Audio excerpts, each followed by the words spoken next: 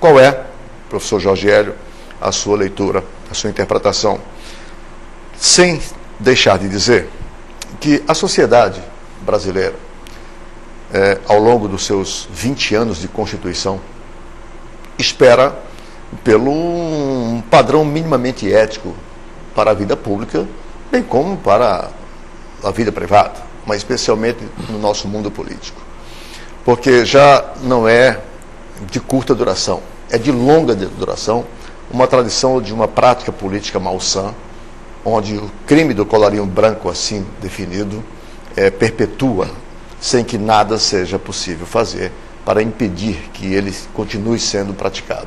Qual é então a sua interpretação a partir dessa decisão do Tribunal Superior Eleitoral?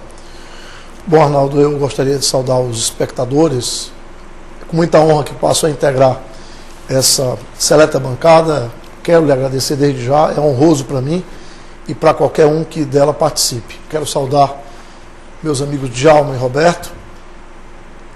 Eu gostaria de dizer com muita clareza que a situação que se põe hoje me lembra um automóvel de Fórmula 1 em alta velocidade, como é a vontade de que a democracia no Brasil desponte, dispare, pegue, se consolide e, de repente, a se quebrar violentamente a caixa de marcha, se engate uma marcha ré.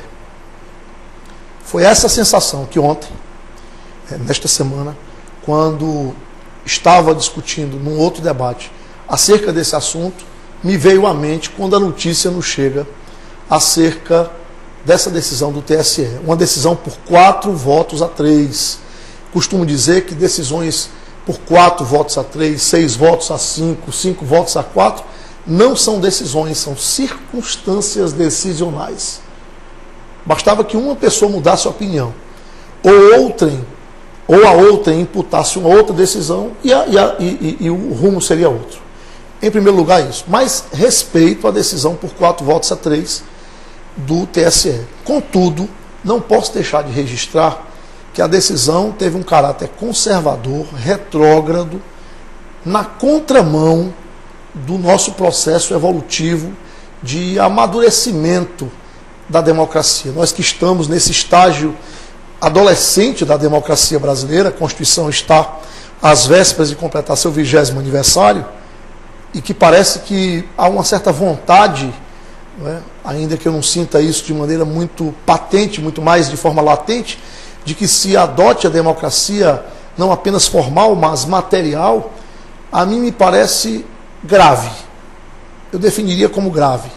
E definiria como grave a partir do voto derrotado do ministro Carlos Aires Brito, com cujos termos integralmente concordei, dizendo que não se pode simplesmente esperar que o legislador legisle, o judiciário, que tantas vezes, quando quer, legisla positivamente, esconder-se sob essa premissa para, que foi isso que foi alegado, é preciso que seja feita uma lei, nós não somos poder legislativo, disse um dos ministros em seu voto.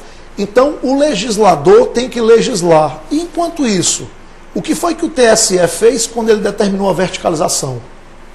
Na resolução de 2002. Ele esperou o legislador? Não. O que foi que ele decidiu em outras situações? Ele esperou a legislação? Não.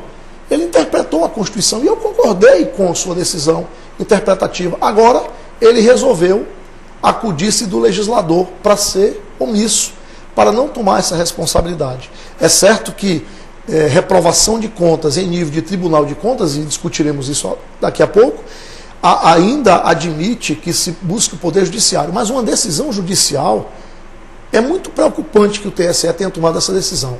Por fim, nessa primeira fala, uma preocupação me assalta, qual seja a de que há crimes e crimes.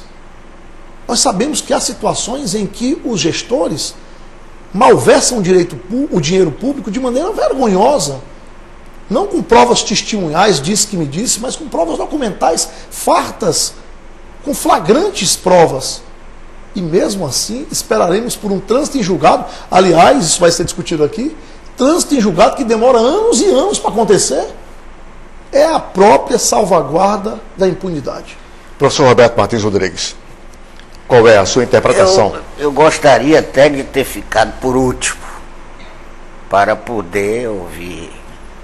Mas é porque, como eu sei que o Djalma Pinto também tem mais ou menos um pensamento parecido com o do professor Rogério, eu queria ouvir os doutos da matéria, em primeiro lugar, para depois dar a minha opinião de mero estudante, que sequer tem interesse pelo direito eleitoral, não tem nenhum. Pois deixa eu falar, deixa eu ouvir o Roberto. Eu acho, não, agora eu vou falar, porque agora eu estou igual o carro do Jorge Hélio, disparou.